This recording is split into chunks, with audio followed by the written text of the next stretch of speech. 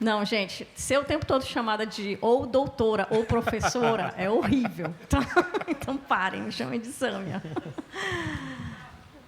Não. Quê? Nossa, tá. Então, nossa, Bebel, cadê aquela cachaça? Para eu dar, Então, uma relaxada.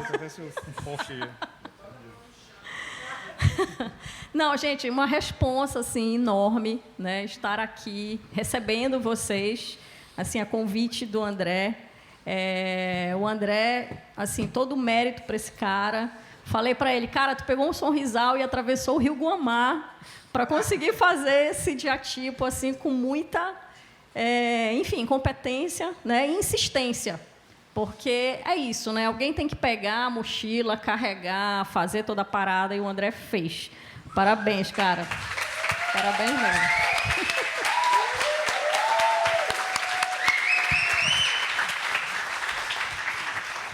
E no mais, assim, eu sei que vocês já receberam boas-vindas por estarem em Belém. É muito legal ter essa galera aqui, porque é isso, gente, sempre somos nós que pegamos o avião, né? Sempre somos nós que pagamos passagem cara pra caramba para ir para São Paulo, para ir para o Rio, né? Para ir para outros lugares, para conseguir usufruir dessa comunidade de conhecimento que existe em torno do design. Então, assim, vocês precisam subir mais, né? Vocês precisam economizar milhas e vir para o norte, porque é muito importante, assim. Além de designer, eu sou professora, né? Atendendo a uma demanda no norte, né? Desci o Brasil para poder estudar design, voltei para Belém, já comecei a dar aula, aquela coisa, né? Aprende fazendo, né? Comecei a dar aula e conheci aquela figura ali. E, assim, vocês não estão entendendo que está rolando um encontro aqui, Mapinguari Design, histórico, né? Acabou de chegar a nossa ex-produtora, Simone. Fernanda, tem a Fernandinha ali, que trabalhou com a gente também. Então, assim, esse evento está sendo muito significativo, assim, em vários aspectos, né? Mas é isso. Então, assim, aqui na região norte, a gente faz design respondendo às necessidades, né? E aí, eu não vou falar de tipografia especificamente, assim, eu vou ser muito sincera, eu não tenho muita paciência para o trabalho de ourives do design, né? Que eu digo que os tipógrafos, os type designers são os ourives do design, né? É aquela pessoa que está ali dedicada com um micro detalhe, e eu não consigo gastar tanto tempo olhando para uma mesma coisa. Então, parabéns para todos, né, que mostraram trabalhos incríveis. E eu estou muito grata porque, assim, tenho muitos estudantes aqui lá da UFPA aqui assistindo o evento. Eu fiz uma certa chantagem para eles virem todos, tá? Mas eu tenho certeza que esse evento mudou a vida deles. Mudou? Não digam que não mudou, porque senão eu vou passar vergonha. 0 para eles. Mas eu tenho certeza que eles vão voltar para a faculdade com outras referências, porque é isso, né? Tem muita coisa na internet, mas tem pouca coisa selecionada. E o Diatipo, ele é uma curadoria do melhor que nós temos no Brasil, né? Então, quem está aqui está vendo o creme de la creme, e que bom que eu estou fazendo parte disso, né? Bom, quando o André me chamou para dar essa palestra, eu disse, ai, meu Deus, sobre o que eu vou falar, né? Porque é sempre a gente sempre faz esse exercício e eu nunca sei reciclar palestra, né? Eu sempre faço do zero sempre acho que precisa falar alguma coisa que eu não falei, e é sempre doloroso, e eu tive problemas, não dormi direito, enfim, fiz o que consegui, mas não vou falar de tipografia específica, né? Eu vou falar mais de identidade amazônica, que, para mim, conforma o que é o nosso design e, de certa forma, o que é a nossa vida, né? Eu fiz doutorado em design recentemente no Rio, né? Recentemente, já o tempo está passando rápido, mas fiz doutorado em design na ESG, e, para mim, foi muito importante passar por esse momento de reflexão. Tivemos pandemia, e muitas das reflexões que eu vou apresentar aqui, de certa forma, estão nesse suco, né?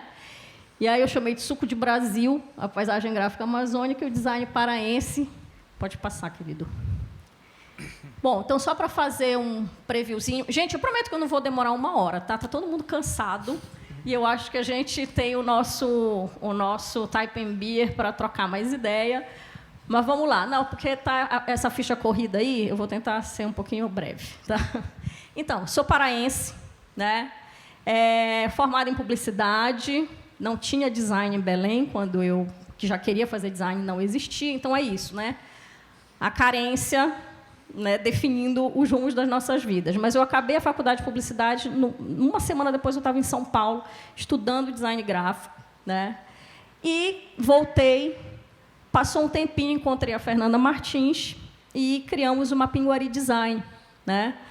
Em 2006, o Mapinguari estava muito inserido naquela onda que a gente teve do design para a sustentabilidade, né? Houve uma onda, né, muito forte do design para a sustentabilidade, e a gente, falando daqui do Norte, a gente tinha acesso a materiais que ainda não tinham sido explorados, enfim, temáticas que ainda não tinham sido exploradas, e a gente fez muito trabalho legal, só que eu e a Fernanda, a gente é casa de ferreiro, espeto de pau. A gente não atualiza site, a gente não...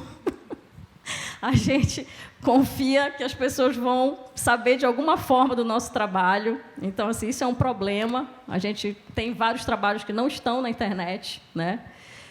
Mas o projeto que mais chamou atenção para o Mapinguari foi o Letras que Flutuam, graças à história que a Fernanda já contou e muita gente conhece, né? A pessoa vai, estuda na Suíça, quase cai do barco quando vê uma letra, né, amazônica, decorativa amazônica, e aí começa a registrar esse processo todo, e aí, quando a gente já tinha uma Mapinguari, eu disse, cara, mas isso é uma base, eu sou muito assim, né? Eu sou apaixonada pela informação.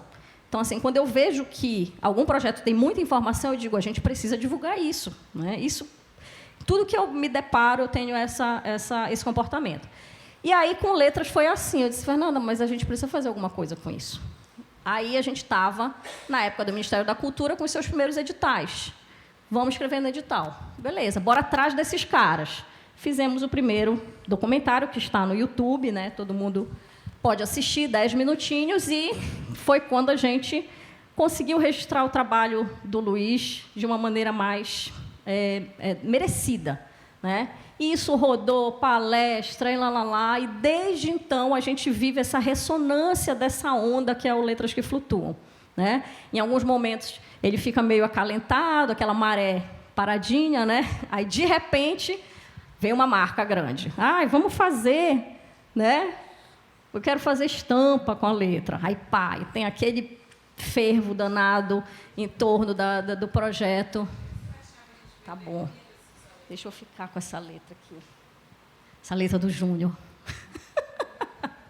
Então, e aí isso tem essas maresias. E aí, de repente, a gente começa a ter outros estímulos em relação à letra. Eu vou fechar essa palestra falando da nossa nova fronteira agora em relação ao Letras que Flutuam, que é algo que está movendo muito a gente, né?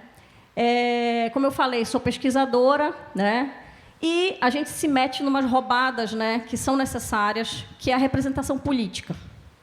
Aqui na região norte, e eu já puxei, a gente vive puxando a orelha de colegas, né, Renata, né, uma galera aí que a gente diz, bora, gente, vamos atuar politicamente, que é um lugar necessário. A gente precisa estar em representações do Ministério da Cultura, das secretarias de cultura, porque senão as pessoas não entendem o que é a nossa área.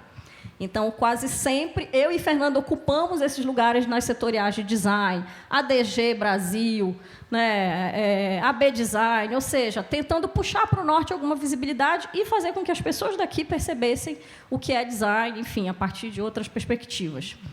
E, por fim, a Rede Design e Operação, que é uma rede de pesquisadores, uma galera bem enjoada aí, que fica escrevendo uns artigos provocando as pessoas, e que eu vou falar um pouquinho mais para frente.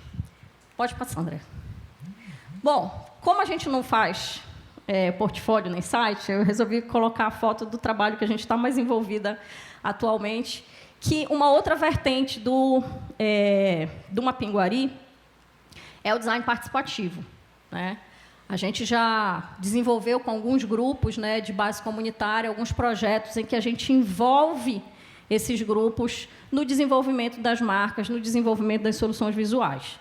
Só que não é só uma consulta, ou não é só usar os desenhos das pessoas, né? A gente mostra como os valores dessas pessoas, elas alimentam aquela resposta gráfica, e que essa resposta gráfica ela vai afetar os outros, né? Ela vai afetar os públicos que aquela marca vai entrar em contato.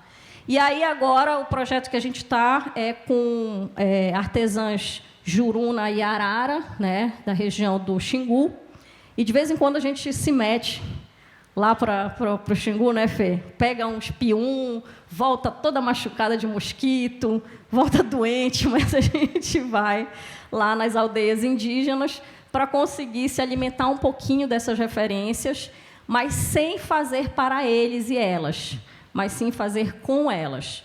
Então, o design gráfico que a gente desenvolve, ele busca transformar, de fato, aquelas pessoas para que elas entendam que aquele relacionamento que elas vão ter a partir de um produto, né? Eu não estou com nenhuma peça aqui delas, elas fazem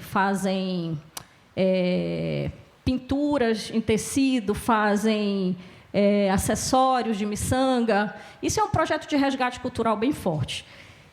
E aí a gente faz com que essas pessoas percebam que existe um outro lugar que elas não acessam, que é, por exemplo, uma loja no MASP, né? Que é uma loja no Tomiotaki, que é onde esses produtos delas vão estar. Elas não têm noção do que é aquilo, elas não têm noção do que são as pessoas que vão comprar um colar delas. E a gente precisa também contar para essas pessoas o que é a vida delas, né? Sem mitificar, né? Sem objetificar, né? Um povo indígena, enfim. A gente precisa fazer essa ponte, mas que essa ponte seja consciente, né? Então, esse é o nosso barato de agora, né, Fê? A gente está desenvolvendo. E aí, logo, logo, a gente espera ter resultado para contar para vocês. Pode passar. E a minha outra cachaça é isso aí, Design e Opressão. Bom, Design e Opressão é uma rede de pesquisadores que se reuniu na pandemia, quando estava todo mundo angustiado, né, e pensando, caramba, o que é o mundo, o que é a vida? Qual é a minha responsabilidade nessa merda toda que a gente está vivendo? Né? E aí, um professor e designer lá de Curitiba lançou um convite para estudar Paulo Freire online. O pessoal da ESD invadiu o negócio do cara, o cara lá da Federal do Rio Grande do Sul. A gente invadiu, né, o pessoal lá do Laboratório de Design e Antropologia, e ocupamos o negócio todo, mas também veio uma galera do Nordeste, o Eduardo, veio uma turma, e foi um encontro de pessoas angustiadas. Começamos a ler Paulo Freire, começamos a ler Bell Hooks, Augusto Boal, enfim, Fanon, e começamos a trazer discussões que a gente pode colocar, né, na ótica da classe, de gênero, enfim, racial, etc. Porém, elas não passavam por essas categorias, né? A gente foi lá atrás entender processos muito mais profundos para conseguir entender, tá, beleza, mas então como é que o design ele estrutura essas opressões?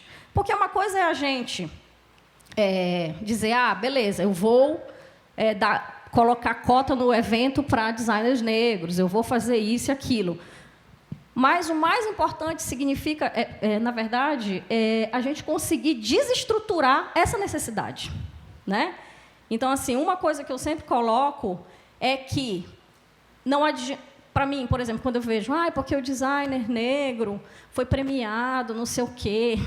Cara, quando eu vejo que um cara preto é premiado, eu penso, quantos ainda faltam ser premiados? São tantos que ainda faltam ser premiados. Então, o prêmio, para mim, já é uma categoria um pouco estranha, né? Porque eu digo, significa que aquele herói que chegou lá, as pessoas não precisam chegar lá, elas têm que ter direito, todas, a terem esse destaque, a terem esse acesso, a terem esse conhecimento. Então, enquanto a gente ainda ficar tratando as coisas com prêmios, significa que ainda tem um monte de gente que ainda tem que chegar lá, né?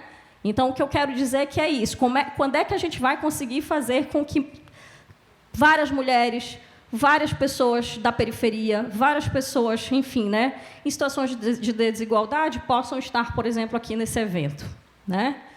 E isso são várias discussões que a gente precisa fazer para conseguir alcançar. E aí, quem quiser conhecer o Design e Opressão, tem uns videozinhos nossos lá no YouTube.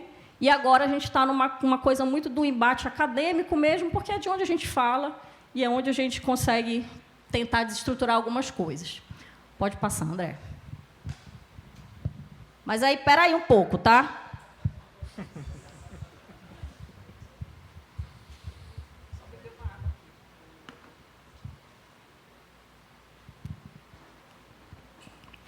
Espera aí que vocês estão em Belém, vocês estão na Amazônia. E aqui o ritmo é muito mais light, muito mais desacelerado. e muito mais, enfim, muito diferente do que a gente pode dizer que a produção de design é voltada, né? Eu adoro essa foto, é em Salvaterra, no Marajó. E na época que ela foi tirada, que até hoje eu não sei quem foi que tirou, rodou o Instagram, não acharam um autor. E ela fez muito sucesso. E é isso, né? Não é pare, é peraí. É peraí, dá um tempo. Olha aí a chuva. A gente vai tomar um açaí, vai tirar aquela soneca, né? Então, assim, é um outro tempo, é um outro timing, tá?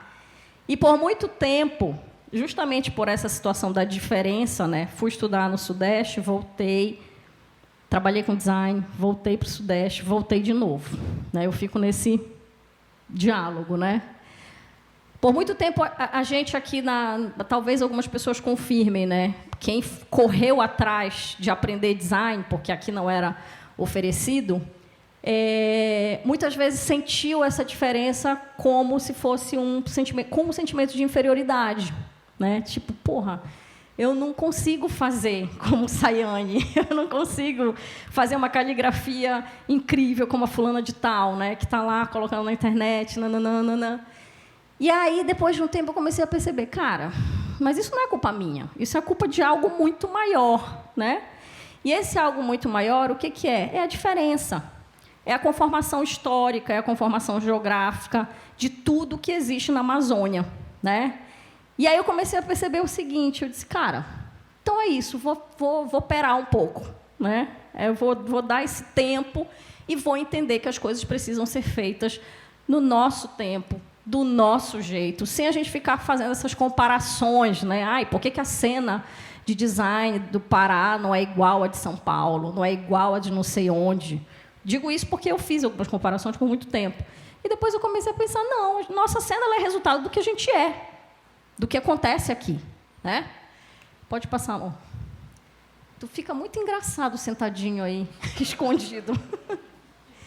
E aí eu quero falar disso, né? Do que é essa realidade que nos influencia, né? A gente sabe que a Amazônia ela foi, isso, a tese da Fernanda fala muito bem, né? Alguns artigos, tem muita gente que fala sobre isso, né? A Amazônia ela foi tardiamente acoplada no sistema financeiro mundial, né? E quando isso acontece é que a gente começa a receber algumas influências externas da comunicação visual, da moda, daquilo que era considerado sofisticado, daquilo que era considerado limpo, né, para o mundo, né, a partir da cultura capitalista. Pode passar. E aí, vocês foram no Ver o Peso, né? O Ver o Peso é a porta de entrada dessas relações da Amazônia com o mundo. Esse mercado aqui, ele é em Ponta de Pedras, no Marajó. Eu tirei essa foto porque eu não aguentei, né? Olha essa letra, gente, pelo amor de Deus. Tá? Uma coisa incrível. E aí a gente começa a perceber que os lugares de abastecimento das cidades, os mercados, eles são a porta de entrada da influência estética externa, né? Então, qualquer mercado que você vá, os mercados são os melhores lugares de qualquer cidade, né? Onde a gente mais aprende. Eu sempre falo para todo mundo, olha, você tem 3 horas em Belém, tipo, uma conexão, corre para o Ver o Peso. Corre para o Ver o Peso, porque tu já vai num passeio, tu já vai sentir o cheiro, tu vai sentir o calor, tu vai ouvir as gírias, tu vai provar comida, tu já vai ter um super estágio de Pará, de Amazônia, né, nessas 3 horas. Depois tu pode ir embora, tu pode dizer que tu já conhece uma boa parte da Amazônia. E aí esses locais de abastecimento, eles são chaves fundamentais para a gente entender toda essa influência que se desdobra no trabalho que nós designers fazemos lá dentro do nosso escritório. Pode passar. E aqui, né, olha aí os barcos com as pinturinhas, com os nominhos ali, ó, Bibi, né? O Ver o Peso, ele é esse lugar, como eu falei, né, que ele demonstra uma coisa muito importante, que são justamente as disputas, né? Hoje em dia eu falo muito do design como disputa. O que a gente faz é resultado de uma disputa política, uma disputa econômica, uma disputa de gênero, né? Sempre a gente tem ali aquele embate acontecendo, só que muitas vezes a gente não vê. Isso é a doca do Ver o Peso, uma vista aérea que eu não sei se tiraram de um Zeppelin, não sei se tiraram... Eu achei essa imagem hoje, né? Por incrível que pareça, e fiquei embasbacada. Mas é uma imagem que mostra o que era esse mercado, provavelmente na década, sei lá, de 40, em que a DOCA entrava ali o palácio, acho que estava ali atrás daquela floresta. Enfim, e é um lugar impressionante, tá? E essa imagem, para mim, marca muito bem o que um professor da UFPA, chamado Fábio Castro, ele cunhou um conceito chamado Semiotical Blues, né? O que é o Semiotical Blues? É uma espécie de tristeza semiótica, né? É uma tristeza que acompanha o paraense, provavelmente o amazonense também, né?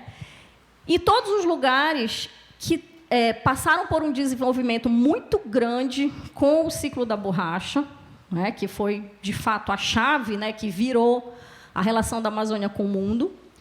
E aí, quando, em 1912, acontece a quebra do ciclo da borracha, né? O que aconteceu, gente? Um monte de milionário se suicidou, muita gente foi para o Rio de Janeiro, muitas das riquezas do Pará estão em apartamentos do Rio de Janeiro, inclusive, né, Fernanda? Muitas heranças, né, estão no Rio de Janeiro, muitas famílias fugiram para lá. Então, como Belém era esse lugar, né, de uma riqueza exorbitante, né, dizem que os barões da borracha queimavam notas de dólar para acender seus charutos, sabe? Era nesse nível, assim, né? Belém era um fauno absoluto, era uma das cidades mais desenvolvidas do Brasil. E aí, quando o ciclo da borracha ele entra em decadência, o professor Fábio Castro fala que se criou uma memória coletiva dessa crise e que isso foi sendo passado historicamente, essa sensação do já teve. Belém tem um ditado que as pessoas falam aqui, é Belém a terra do já teve, né? Que, já teve isso, já teve aquilo, já teve coisas super desenvolvidas, né? E não se sabe manter, acaba rápido e tal. Então, assim, uma mágoa, né, permanente, que ela veio justamente por causa da perda desse acesso à riqueza. É como se o futuro maravilhoso da Amazônia tivesse sido roubado. E isso os avós contavam, né, pais e tal, e essa ressaca desse sentimento, ela continua, ela reverbera. E aí o professor Fábio Castro ele chama de Semiotical Blues, né, essa memória coletiva dessa derrota, desse momento de dor da Amazônia. Pode passar. Aí eu vou voltar para o Semiotical Blues depois, tá? E aí o que se instaurou, né, nesse período de fauno, né? Se estabeleceram todas as referências, todas as influências, né, europeias, estrangeiras, americanas, norte-americanas, enfim, na nossa região, né? E aí uma das influências foi o quê? A influência estética, e aí que eu estou chamando aqui de seleção e descarte, né? O que foi selecionado para ficar como referencial estético e o que foi descartado? Obviamente, se a gente está falando de as entrelinhas, né, do design, aquilo que é escolhido para perdurar e aquilo que é descartado, lógico que a gente vai entender que é escolhido para perdurar as referências das classes abastadas, né? Então, o Bug foi lá no Teatro da Paz, né, tirou foto daquelas caligrafias e tal. Então, assim, ali é o exemplo, né? O que é o modelo estético, né? É essa estética rebuscada, né? Muito ouro, né? Muito rococó, eu não conheço muitos desses elementos, mas enfim, a gente entende o que é consumo das elites, consumo estético das elites, e o que é consumo estético popular, né? Então, tudo que está associado ao popular é descartado, né?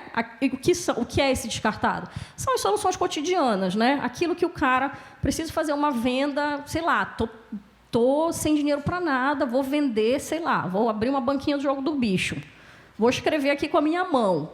Cara, aquilo vai ser considerado o menor do menor do menor, né? Mas quando a gente tem um negócio, né? Como a gente fala, né? Heranças e privilégios, né?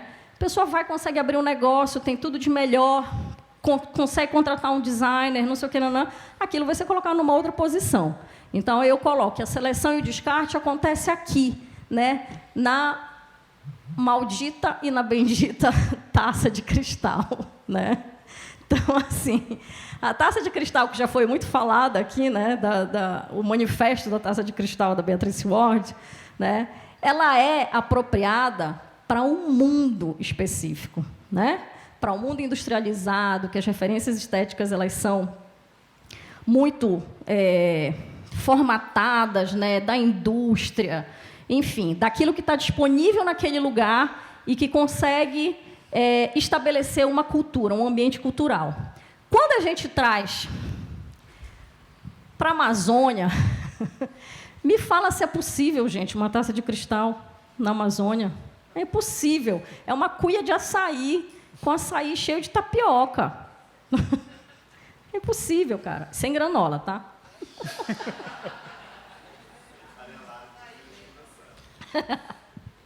Não, brincadeira, gente. Eu não tenho esses preconceitos gastronômicos, não. Eu acho que a gente tem que misturar tudo. Tá? Mas aí você pensa, né? Cara, a gente anda aqui, isso é uma coisa que eu acho que a gente tem que se orgulhar. A gente vive numa região que ainda é um dos poucos resquícios de massa verde do mundo. A gente ainda tem, de vez em quando, a gente fica sabendo de um grupo de indígenas que nunca teve contato com homem branco, assim, do nada surge. Descobriram um grupo tal, lá no Cafundó do não sei o quê. Aí, caramba, ainda tem gente que não foi descoberta na Amazônia, gente? Tem. É uma massa verde muito louca, né? Muito grande, muito... E, assim, aí você pensa, mas Belém está na pontinha. Belém, a gente fala que é a porta de entrada, né? E eu sempre falo que Belém, para mim, ela representa muito a Amazônia. Por quê? Justamente porque ela está nesse portão de entrada. Então, ela está ali na frente do embate. Eu sempre falo que, para mim, a pessoa sabe o que é a Amazônia na hora que ela está lá no Ver o Peso, 5 horas da tarde da sexta-feira, que a galera está bebendo uma cerveja com brega, o cara no bike som com brega no talo, e se chover, aí sim, agora sim é a Amazônia. Porque é isso, é o calor, é o barulho. A Amazônia ela não é essa massa verde silenciosa, ela é muito barulhenta. Ela é muito barulhenta. E esse lugar do barulho, para mim, é o lugar da disputa, né? Então, é aquele lugar que o trabalhador está lá, chegou, vai tomar a cerveja dele, dançar o brega dele, né? E está ali, vivendo tudo aquilo que nós temos. O riozão, o calorzão, né? Enfim, aí eu digo que essa é a amostra real da Amazônia. E, principalmente, as cores, né? Muitas cores e muito excesso. E aí a gente volta para a questão dessas influências no design, né? Aquele abridor, aquele cara ali, volta lá. Para ele, a letra ela é o mundo, né? A letra ela não é só uma letra. Aqui ele está colocando a visão de mundo dele, que é aquele lugar idílico que ele também vive, né? Mas não é aquele lugar idílico de uma massa verde inacessível. É o lugar que ele interfere, né? O homem na Amazônia, ele é moldado pela natureza, mas ele molda a natureza também, né? E essa letra é resultado disso, pode passar, André, e dessa influência, né? Quando é que esses artistas daqui, eles começam a ter um contato mais efetivo com uma cultura tipográfica, né? Quando chegam esses catálogos, que foi uma coisa que foi detectada nas entrevistas de Letras que Flutuam, né? E isso passa a ser a referência deles, essa referência decorativa, excessiva, exuberante. E é aí que eu conecto com semiótica ao blues, né? Que a gente vai voltar mais um pouquinho. Pode passar. E é justamente esse encontro, né? Esse encontro dessa expressão dessa pessoa da Amazônia com esse referencial gráfico externo, né? Estrangeiro, foi daí que surgiu Letras que Flutuam, né? A Fernanda ela tem essa vivência, ela entra em contato quando se muda para cá, por amor, que ela sempre conta, né? Graças ao grande João Meirelles. Quem conhece o João, se não conhece, tem que conhecer, que é o marido da Fernanda, que é um dos caras mais conhecedores da Amazônia, né, que tem. E aí, o Letras que Flutuam ele surge nesse contexto, né, para contar um pouco sobre esse encontro das referências do design, né, o design hegemônico, aquele design que é considerado design a partir da Revolução Industrial, mas a gente sabe que hoje existem muitos debates, né, que desfazem isso, que design, na verdade, é toda a produção material, né, de todos os povos. Aí a gente vai entrar em decolonialidade, não vou embarcar nessa, porque, enfim, não dá tempo.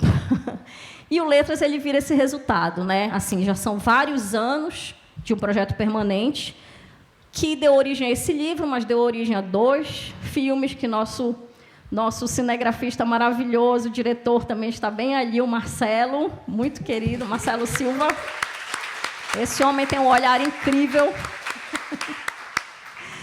E vários outros projetos. Pode passar, querido. E aí, essa pessoa amazônica, eu não quero falar esse homem, tá, gente? Essa pessoa da Amazônia, né? Como eu falei, é uma pessoa que reflete a paisagem, né? Mas também molda essa paisagem. Ele é moldado e ele molda. Essa é a mão do seu Odir, pintor lá de Souri. E essa pessoa também ela está ali mergulhada, né, nessas influências culturais. E, por exemplo, uma delas é a religião, né? Isso determina muito a estética também. Assim, porque não dá tempo de mostrar todas as fotos que nós temos, mas no livro do Letras tem algumas coisas. A coisa do pergaminho, eu não sei aqui se vocês tiveram tempo, mas comecem a observar. Gente, pintura popular quase sempre tem um pergaminho, tá? Essa coisa, né, bíblica. Uma placa e quando vê um pergaminho aberto. Então, assim, você vê de onde vem esse discurso, né? Vem do discurso religioso que está em todas as comunidades na Amazônia. Tá? E aí, essa pessoa da Amazônia ela reflete também essas crenças, essa atmosfera. Pode passar. E, principalmente, essa letra, né, que é produzida aqui, essa letra decorativa, atende às necessidades desse morador da Amazônia. Então, assim, o que a gente pode perceber, né? Que a letra popular, como em qualquer outro lugar que ainda preserva e produz um acervo muito grande de letras populares, né, Nordeste, periferias, etc., atende às necessidades daquela classe. Então, você vai ver essas letras na venda do açaí, você vai ver no transporte, né, nos barcos, você vai ver nos açougues, você vai ver coisas maravilhosas o tempo inteiro, né? E aí, o que a gente tem que tomar cuidado? A gente tem que tomar muito cuidado, eu acho, quando a gente trabalha com design, quando a gente influencia as pessoas, para que não aconteça, por exemplo, o que aconteceu em Santarém. Se vocês forem em Santarém, vocês vão chegar lá na beira, vocês vão ver um monte de barco, tudo igual. Branco, com a listrinha azul, e a letra branca e azul e preto, tudo igual.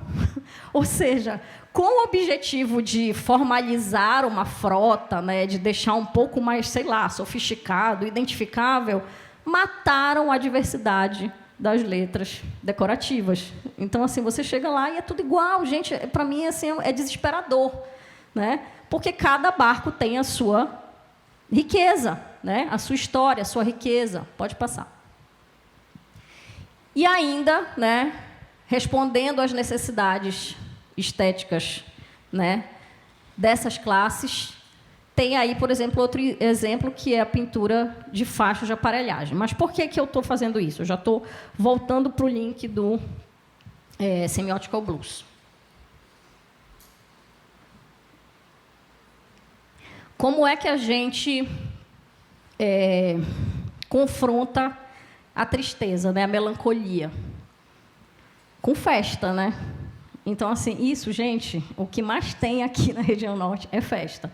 Então, uma das necessidades das pessoas é dançar, é botar, né, os demônios para fora, é se divertir, né? E isso é muito presente na nossa região. Vocês podem caminhar por aí, vão ver faixa de aparelhagem, cartaz de não sei o quê, porque sempre tem muita coisa para se fazer. E essa é uma necessidade vital, além do trabalho, além da alimentação, né? A diversão é vital na nossa região. Oi. Quantos minutos? Ah, tá, não, já estou quase acabando. Vai.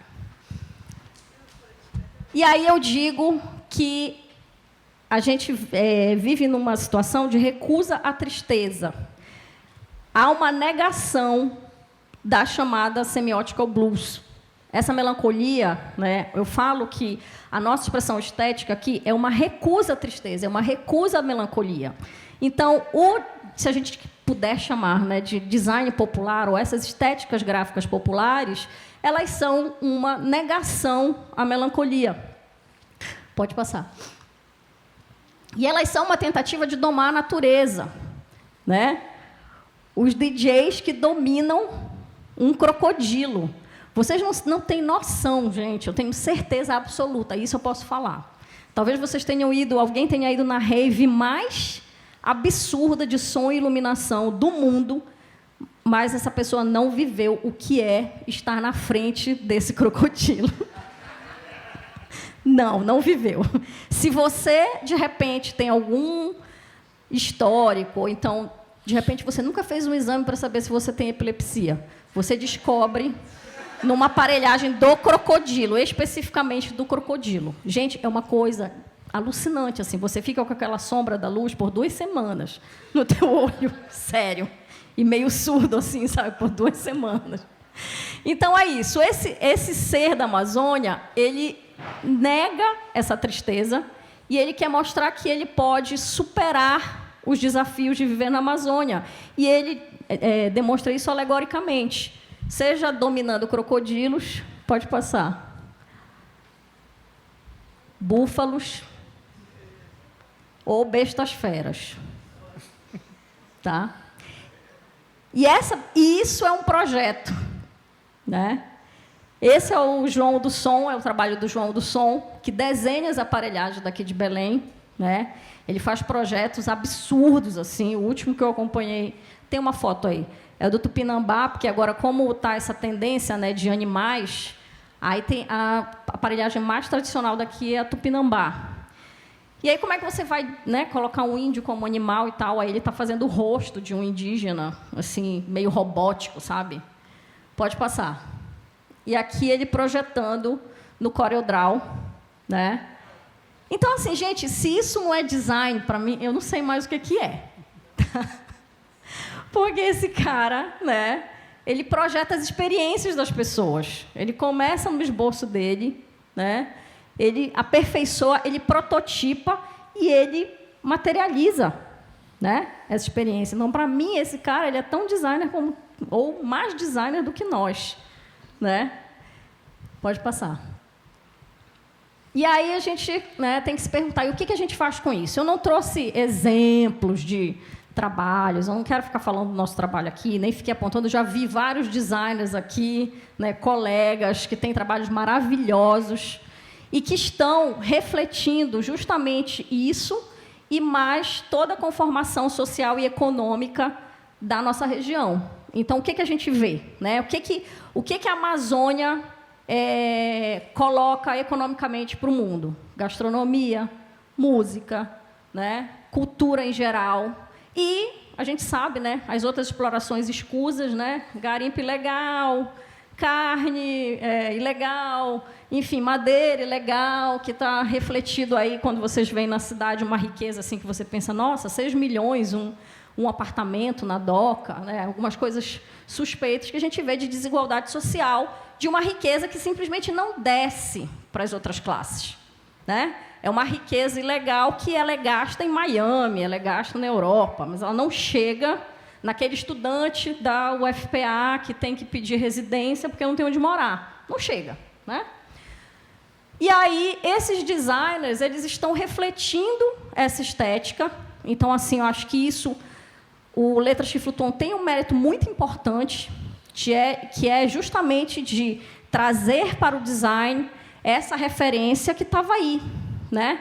Estava aí, só que ela estava tatuada no nosso olho e a gente achava que era, né? É como o grafismo marajoara, é como todas as nossas referências que estão aí, que elas estão tão ali para a gente que a gente simplesmente, às vezes, nem valoriza. E o Letras que Flutuam, não. Ele ligou uma luzinha assim, galera, olha aqui, que incrível, né? E agora a gente tem esses reflexos. Muita referência da letra, muita referência de cor, muita referência da forma, muita referência à falta de exatidão que é a própria Amazônia, como já foi falado do Brasil pelo Sayane. Não tem exatidão, não tem perfeição, gente, suíça, não tem, entendeu? Como é que a gente vai ficar refletindo perfeição suíça, sabe? Grid perfeito, maravilhoso, se a Amazônia ela é a própria errância, digamos assim, do mundo, né? Aí, as pessoas ainda não sabem o que fazer com a Amazônia. Agora vem a COP30 aí, as pessoas não sabem o que fazer com essa situação. Tá, parece aquele quadrinho da Mônica, sabe? O que está acontecendo? O que está acontecendo? Está igualzinho, cara. E o nosso design ele reflete isso. Pode passar. E aí, aqui é um exemplo, né? A letra, vou dar uma corrida, né? Que está para acabar já. A letra decorativa amazônica, ela tem uma ressonância. Então, existe o verdinho, né? Está ruim de ler aí. O verdinho é a comunidade cultural local. Então, quando uma Júlia, quando uma Renata vão fazer a oficina do Júnior, fazem a letra lá, imprimem, vão vender, não sei o quê, elas fazem parte dessa comunidade cultural local, elas se reconhecem nesse lugar. Elas compartilham com o Júnior essa estética, né? Aí a gente tem uma comunidade cultural de outras cidades e países. E aí, lá em São Paulo, está o Grimaldi fazendo oficina, levando o Júnior, né, fazendo parceria aqui com a gente e espalhando a palavra. E aí a gente entra no oceano, né? Tem as grandes empresas. E aí tem casos e casos. Um caso, né, específico foi da Farm, né, essa blusa aqui que a gente está vestindo, nosso uniforme para dar palestra, né, Fernanda? Esse caso aqui da Farm, né, a Farm nos procurou e encomendou um alfabeto, e lógico que a gente foi com o ninja, né? A gente já foi lá com o mestre, tá? Olha, o pessoal estava te chamando de Seu Luiz. Eu falei, não chamem ele de Seu Luiz, chamem ele de Júnior, tá? Porque o Júnior tem a nossa idade. Tá certo que ele é mestrão, mas ele não é, né, Júnior? Mas, enfim. E aí a Farm veio, encomendou um alfabeto, né? A gente lá trabalhou junto com o Júnior desenvolveu e vendeu esse alfabeto que a Farm periodicamente renova, né? E temos outro caso.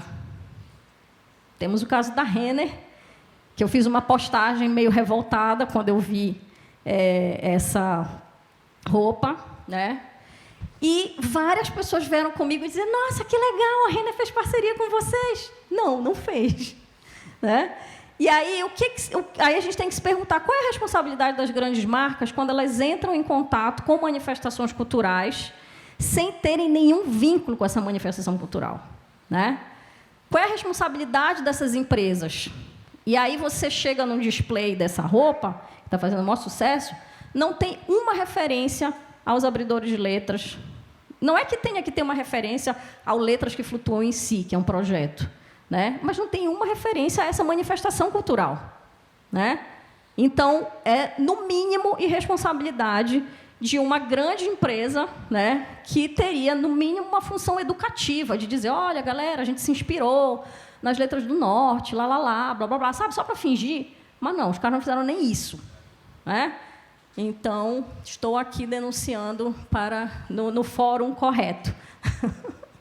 E aí, por fim, eu vou falar do projeto que a gente está começando a desenvolver agora, né, que tem a ver com a realidade da Amazônia, né, e tem a ver com gênero, e tem a ver com pobreza, e tem a ver com desigualdade, que é uma realidade ainda muito cruel, que é o escalpelamento de mulheres ribeirinhas. O que acontece? A Amazônia é continental. Como é que você vai fiscalizar os barcos, todo o trânsito de barcos da nossa região? É impossível. Então, o que acontece? De crianças a idosas, é muito comum que elas tenham o cabelo arrancado pelo eixo do motor. E aí eu sempre falo, assim como o aborto, se os homens tivessem cabelo comprido, todos os barcos teriam o motor fechado. Entendeu? Então, assim, isso ainda é uma realidade muito cruel. E como é que ela se conecta com letras? Graças à exposição Caboclos da Amazônia, né, a Fernanda veio montar aqui um projeto do Carlos Alcantarino. um projeto de educação que existe com essas meninas e mulheres escalpeladas, fez uma visita à exposição e elas ficaram alucinadas com as letras. Por quê? Porque essas crianças elas já eram alfabetizadas por processos educacionais tradicionais. Pode passar. E elas descobriram o letras, ganharam o livro e começaram a alfabetizar as meninas com as letras de barco. Tá? Pode passar. E aí chamaram a gente para visitar, fazer parcerias, desenvolveram jogos. Tem até um jogo digital, tá, Fernanda, que a Eunice mandou. Desenvolveram jogos, desenvolveram bingo, desenvolveram um monte de ferramenta educativa com as letras de barco. E agora, qual é a nossa próxima parceria? Pode passar. Elas querem ser abridoras de letras. Elas querem pintar, elas querem se profissionalizar nas letras para, enfim, né, ter uma perspectiva de vida, porque essas meninas, quando elas perdem, né, o cabelo, a primeira coisa que elas fazem é parar de estudar, elas não saem mais de casa. E aí esse projeto Acolher, é como se fosse um hospital e escola. Então, elas fazem tratamento e são educadas em português, matemática, até chegarem na faculdade.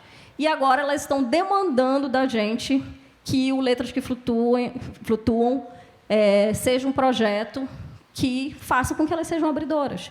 E abridoras, a gente só detectou uma, que era a mãe de um abridor, que, infelizmente, estava hospitalizada na época que a gente foi fazer as pesquisas. Pode passar. E aí, agora, elas têm essa sede, e agora as pessoas passam por lá e pensam que essa é a sede do Letras que Flutuam.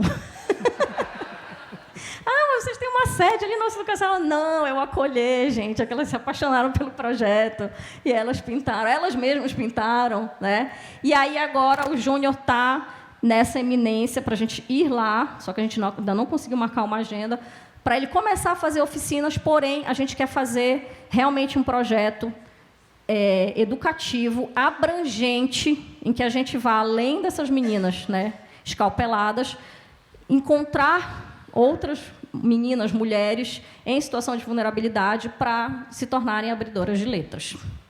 Pode passar. Então, é isso, gente. O nosso desejo é que essa família amazônida, tipicamente, isso é uma família amazônida. Isso é uma família cabocla, né? Você percebe esse caldo cultural indígena, afro-indígena, né? Que está aqui, na Amazônia, tentando ter uma vida melhor.